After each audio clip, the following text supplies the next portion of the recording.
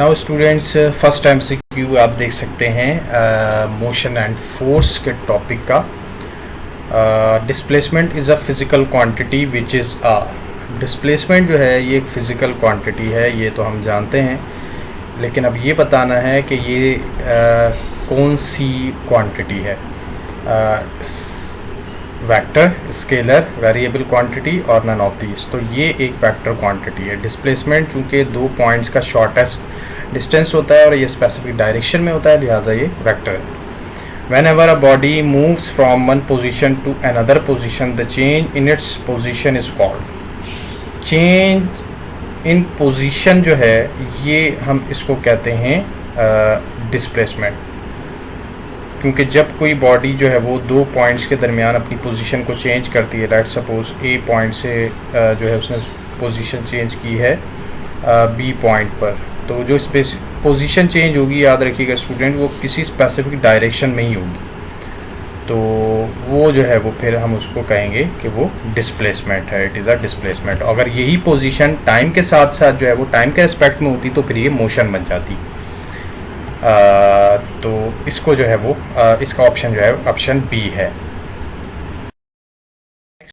If the D is the total displacement of the body in time t, then the velocity during this time interval t is। तो total displacement जो है ये total time interval में जब ये cover होता है, तो जब ये total displacement कवर होगा total time में, तो इसको हम कहेंगे average velocity। तो ये होगी average velocity। Option A is correct। The direction of the velocity is along the direction of। तो velocity की जो डायरेक्शन होगी ये जो है वो मोशन की डायरेक्शन के अंदर होगी। ये ऑप्शन जो है वो इसका सी है कि जब भी velocity जो है जाहिर है वो ट्रैवल करेगी, तो जिस डायरेक्शन में बॉडी मूव कर रही है, जिस डायरेक्शन में बॉडी की मोशन है, उसी डायरेक्शन में जो है वो velocity होगी। So option C is correct. Next है the magnitude of displacement is. Magnitude of displacement जो है ये इसके 4 ऑप्शन हैं। ऑप्शन देख लेते हैं। Distance between the 2 points, distance in a curve path, shortest distance between 2 points, D है नन। तो ये है shortest distance between the 2 point. 2 points के दरमियान जो शॉर्टेस्ट डिस्टेंस होगा, तो वो जो है वो डिस्प्लेसमेंट होगा, और ये जो है वो मैग्नीट्यूड ऑफ डिस्प्लेसमेंट, इसको हम डिस्टेंस कहेंगे, लेकिन किसी भी 2 शॉर्टेस्ट पॉइंट के दरमियान, 2 पॉइंट्स हों शॉर्टेस्ट पॉइंट उनके दरमियान। तो इसका ऑप्शन जो है वो ऑप्शन सी है। Option C is correct. The state of rest and state of motion are.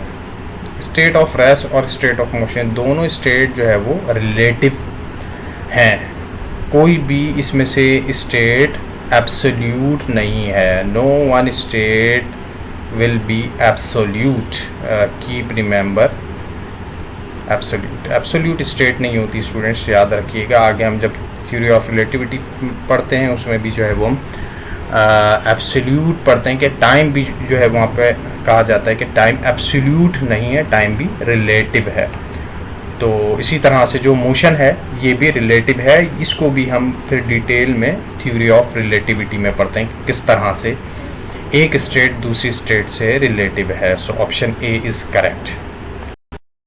Now you can see this MCQ is the time of change of displacement is called. So the time of change of displacement ये हमारे पास है velocity.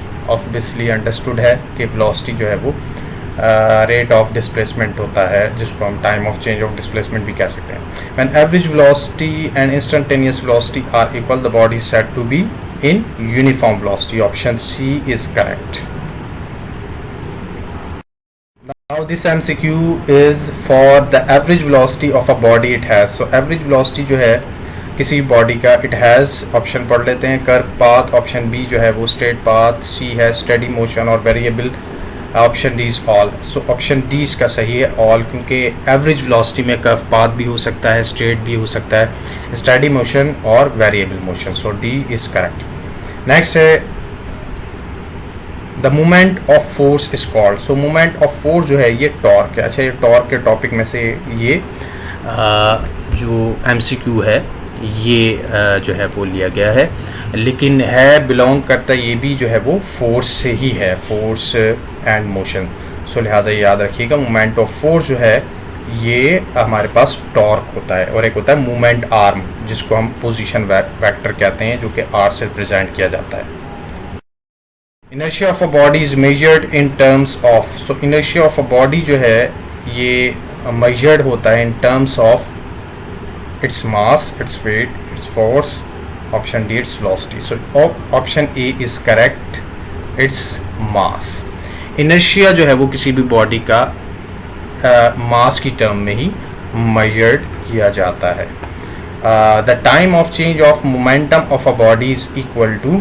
So change of momentum जो है या rate of momentum जो है इसको हम कहते हैं कि ये अप्लाइड फोर्स है। ऑप्शन सी इज करेक्ट, जिसको हम time of change of momentum भी कह सकते हैं, जो कि अप्लाइड फोर्स के बराबर है।